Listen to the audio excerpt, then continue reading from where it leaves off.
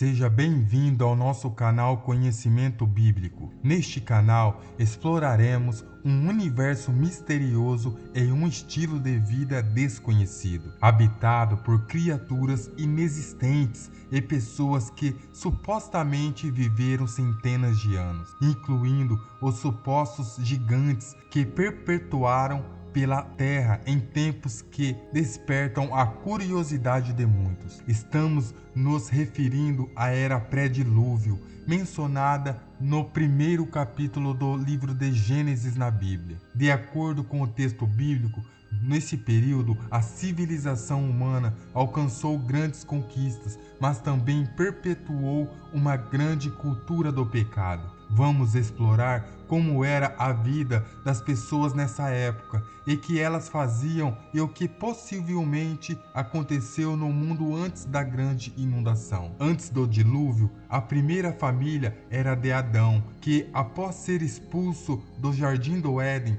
estabeleceu-se e teve filhos e filhas. O primeiro filho desse casal foi Caim, que se tornou o primeiro assassino ao matar covardemente seu próprio irmão Abel. Depois desse terrível pecado, Caim recebeu uma marca de Deus e construiu a cidade de Enoque na terra de Enode. Contrariando teorias extra-bíblicas, a Escritura explica que o homem foi criado por Deus como um ser racional e moralmente capaz, não passando por um processo evolutivo, como sugerido por algumas teorias científicas. No mundo pré-diluviano, o desenvolvimento tecnológico e cultural era notável. Caim, por exemplo, construiu uma cidade e seus descendentes foram responsáveis por grandes invenções, como a criação de tendas, a domesticação de rebanhos de gado e desenvolvimento das artes como instrumentos musicais e a forja de ferramentas utilizados cobre e ferro.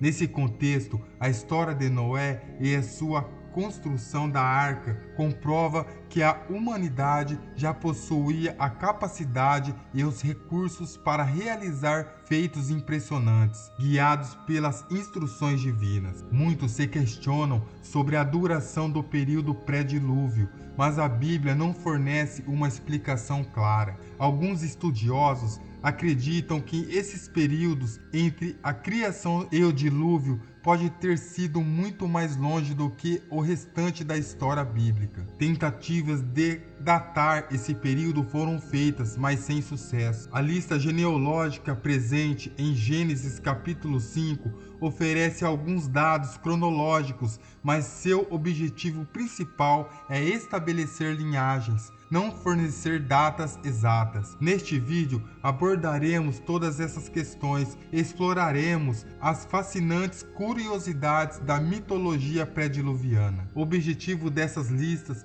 representativas presentes na Bíblia é priorizar indivíduos que desempenharam papéis relevantes na história bíblica. É importante ressaltar que, ao observar as genealogias, quando se diz que um indivíduo gerou o outro, não necessariamente significa que ele foi o pai do segundo, mas sim um ancestral. Essas lacunas intencionais podem ser encontradas em diversos textos bíblicos genealógicos, e muitos estudiosos acreditam que isso também pode ter ocorrido no período pré-dilúvio, como evidenciado na lista genealógica de Gênesis 5. Ao analisar essa lista, os estudiosos percebem que o desenvolvimento significativo experimentado pelas pessoas antes do dilúvio pode ter sido influenciado pela longevidade das pessoas na época. Viveram muitos séculos e essa longevidade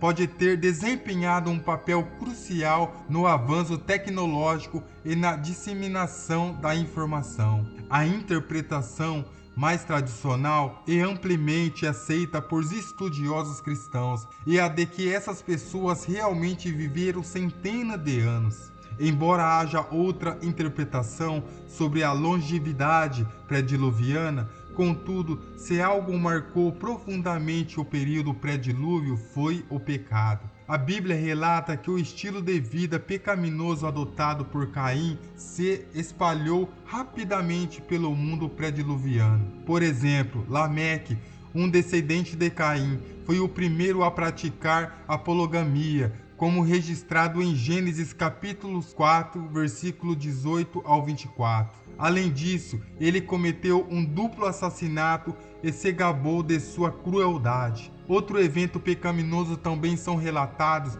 como o não arrependimento de Caim após assassinar Abel, bem como os filhos de Deus tendo relacionamento com as filhas dos homens, interpretados de diferentes maneiras por diferentes estudiosos. Alguns argumentam que isso indica uma união entre seres espirituais e humanos, possivelmente envolvendo anjos caídos com mulheres na terra, resultando em uma descendência híbrida conhecida como Nífilis. A palavra Nífilis vem do hebraico Nifilim e pode ser traduzida como os caídos ou os gigantes. A descrição precisa dos Nifilim é ambígua e a Bíblia não fornece muitos detalhes sobre suas características físicas ou atributos específicos. No entanto, acredita-se que os Nifilim eram seres de grande estatura e força, talvez associado à figura poderosa e influente na sociedade pré-diluviana. Sua presença na narrativa bíblica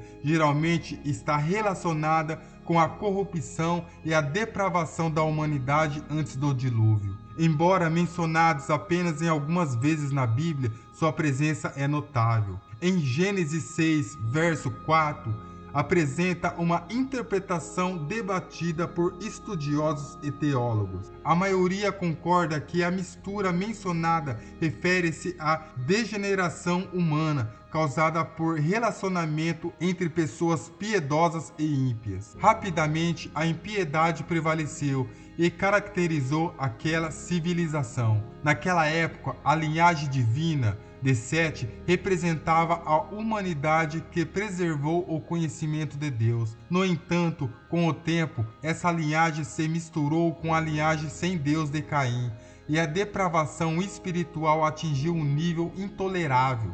Essa mistura resultou no Nífilim, seres de grande estatura e força, e não necessariamente gigantes. Algumas interpretações sugerem que a imponência física de Golias pode estar associada à herança dos Nífilim.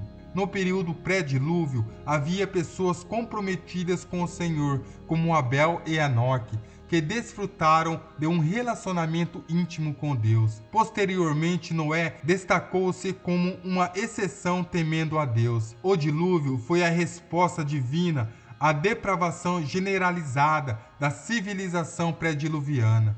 E Noé e sua família foram poupados pela sua devoção a Deus. O Novo Testamento também faz referência a essa era, alertando que um estilo de vida semelhante poderá ser repetido nos últimos dias da era atual. Assim como ocorreu no passado, muitos se envolverão em suas próprias vontades e desejos, negligenciando o chamado ao arrependimento. Jesus comparou esse momento ao dilúvio, onde os malvados foram levados pelas águas. Essa história serve como um alerta para a humanidade, incentivando a reflexão sobre a devoção a Deus e a necessidade de arrependimento. Compartilhar essa mensagem é importante para que mais pessoas possam conhecer e refletir sobre essa história bíblica. Sinta-se à vontade para compartilhar suas opiniões sobre esta era ou mundo pré-dilúvio nos comentários. Se ainda não for inscrito, inscreva-se no canal. Obrigado e até breve.